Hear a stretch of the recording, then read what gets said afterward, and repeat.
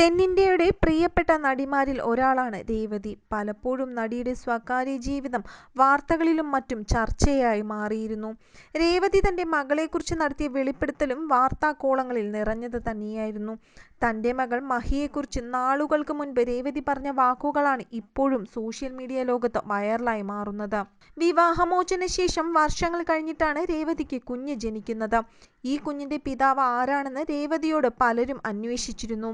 എന്നാൽ രേവതി ഇതിനൊക്കെ മറുപടി നൽകുകയും ചെയ്തിരുന്നു. ഞാൻ കുഞ്ഞിനെ ദത്തെടുത്തതാണെന്നും സറോഗസിയിലൂടെ ലഭിച്ചതാണെന്നുമൊക്കെ സംസാരമുണ്ടായിരുന്നുവെന്ന് കേട്ടിട്ടുണ്ട്. പക്ഷേ ഒരു കാര്യം ഞാൻ തുറന്നു പറയാം, ഇവളെന്റെ സ്വന്തം രക്തമാണ്.